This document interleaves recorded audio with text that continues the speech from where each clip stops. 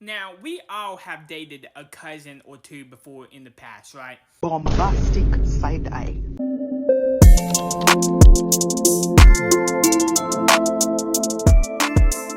Hey guys, how are you all doing? It's a girl Cindy. Welcome back again to another video. I trust you guys are having a good time today. Thank you so much for clicking to watch this video. So people are boycotting CBS on TikTok. I have seen a lot of captions. Then I try to find out what is really going on. This video right here is going viral on TikTok because of what CBS did to some of their staff. Now, I'm going to show you some clips that I have put together. But before then, let's have a look at this clip that just popped out on my For You page. You all know how we do it here. I can't say this alone. Check it out. Now, we all have dated a cousin or two before in the past, right? A couple years ago, I ended up dating a cousin. And the other day, he had the audacity to say something to me. And before you guys jump on here saying Sweet Home Alabama, first of all, I'm not even from Alabama. Second of all, this was before the pandemic. But anyways, he said something to me the other day. And I was like, no, you need to back off. I took my shirt off and everything. And I tried to fight him. But he was like, whoa, we just need to talk. Anyways, we're cool now, and the whole dating thing was all a misunderstanding. See, we was at a family reunion, and we was talking, and that's how we kind of grew closer. And he told me we should hang out, so we hung out, and then he asked me on a date, and I was like, okay. So we ended up going on a date, and turns out we ended up, holding hands, and there was a kiss here and there, and I thought to myself, this doesn't feel right, so I kind of cut the whole thing off. We all heard him loud and clear. He dated his cousin. Now, in the comment section of the video that we just watched, a lot of white people were like, who is we? Now, I saw a comment. I think this person said that he also dated his cousin or he married his cousin. Like, I want to ask genuinely, is this a thing in your community? Like, his comment section is crazy. I'm going to put it beside me so you guys can please pause to read. I couldn't see this alone. I'm sorry, guys, because I know I have seen a comment right here. Someone said that some of them dates their cousin. Is this true? Like, is this a thing? I want to know in the comment section because this is quite scary. I don't know about dating my own cousin. You are weird. Anyways, you guys, let's go straight and see the video of the day. Like I said, I have put together some clips. Let's find out why people are boycotting CBS. Check these videos out. I just got laid off from my job at CBS. And every producer on my team who got laid off is a person of color. Every person who gets to stay and will be relocated within the company is a white person. Now, in my meeting with the executive who told me I was getting laid off, I specifically asked him if it was a consideration for us to be relocated somewhere else within the company. And he said that we advocated to keep the show. We advocated to try to get you relocated somewhere, and we couldn't. Because I asked him, why are you the person who is making this decision or delivering the news that we're being laid off? And he said, oh, it could have been anyone.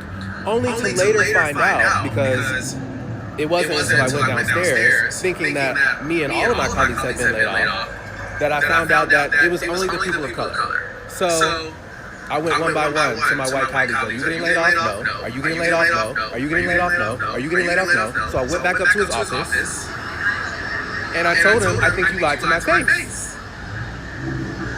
And come to find out, it was not his decision to eliminate the show that I work for. But he did get to decide who got to stay. So I told him, you said that you couldn't get us relocated, only to find out that you were able to get some people relocated, and they all happen to be white. Am I supposed to believe that that's a coincidence? And he said, yes. I'm supposed to believe that's a coincidence. I said, do you believe that's a coincidence? He said, I do, because I chose to keep the people who I had worked with before. So mind you, not only is it not based on merit, it is in its result racist. I don't care if you decided to keep people who had purple colored hair.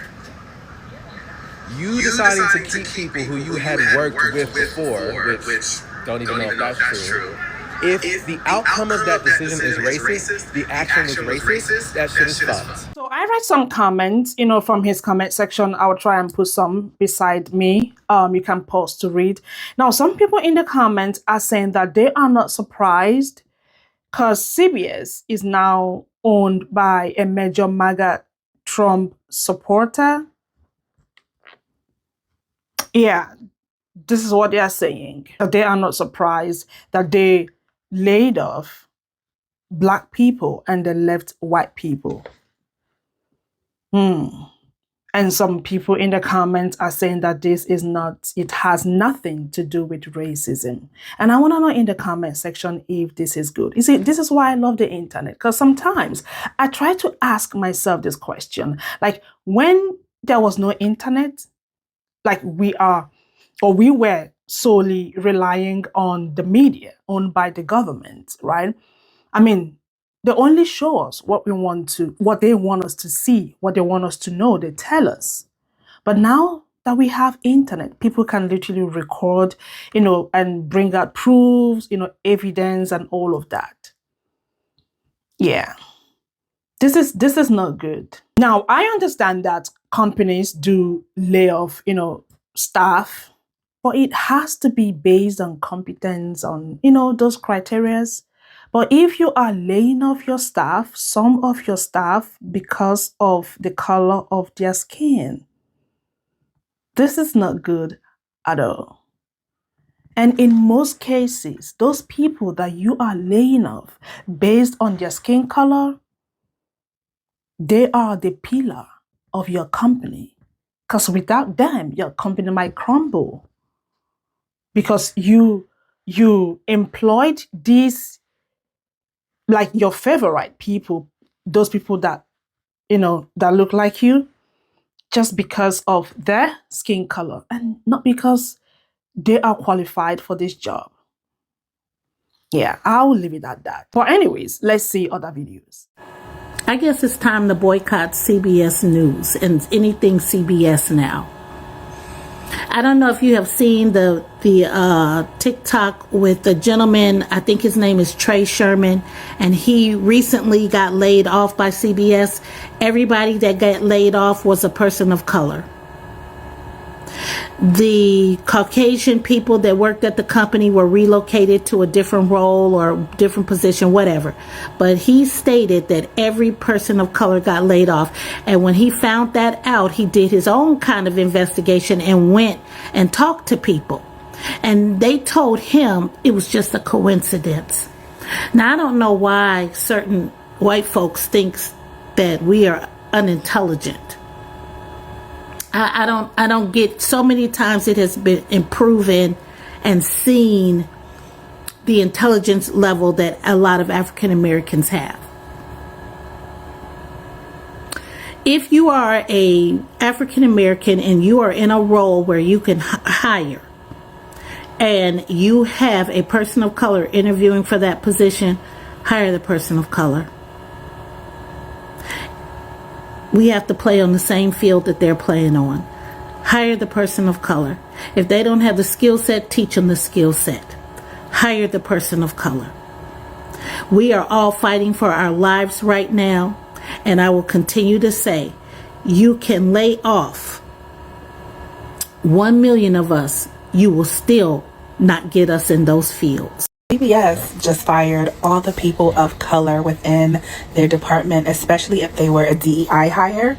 And that includes our girl, Gayle King. And if you guys don't know who Gayle King is, go look it up because she's very infamous for her stories. And it's just sad to see that this is being allowed. And if I were you guys, if you are a CBS fan, I would boycott it. Add it to the list of DEI companies and boycott these companies because they don't care about unity. Okay, and that's one thing that I love to see in a workplace is unity. within races and within culture. So it's very unfortunate to see this happening, but I don't mind if Gayle King goes on over to YouTube, because I'll watch her if she's on YouTube, you know, and YouTube is a great stream of income, and you pretty much work for yourself and you don't have to go into an office every day. You can have a nice setup at home, and I think Gayle King will do really well. And if you are one of the young producers who was laid off as well, listen, social media is a place to get yourself out there, and if you guys work together, if you guys need help getting yourself out there, send me a message and I'll share your stories, I'll share your posts, whatever you guys need to help you get out there, be successful. Reach out to me. I have my DM and my email is also available. Let me know if there's anything I could do. Love y'all. Bye. This was always the plan. The fact that they wanted to get rid of DEI was not getting rid of unqualified people of color. It was about silencing our voices. There was massive layoffs yesterday at CBS, which some people are calling a bloodbath. And one of the units that was slashed was the race and culture. The race and culture unit was tasked with overseeing news stories about race, culture, and injustices, ensuring they have the proper context and tone. The CEO of Paramount, David Ellis, will say that he's doing all this because he's trying to root out ideological biases at CBS. But from what we're seeing, he only wants a certain voice at CBS. Voices that will not challenge the status quo, and really any voices that just doesn't align with their white viewpoint. As people of color, we've always thought that the media was way too biased against our communities, using black and brown bodies way too much to try and scare people every night on the news. And there were few changes being made to try and let voices from those communities come in and again give context to stories. But all that is being thrown out the window. I think it's time black and brown people build up stronger newspapers, stronger media companies. We need to give each other information, because as we're seeing, white spaces are pushing us out and silencing our voices. He said, I do, because I chose to keep the people who I had worked with before.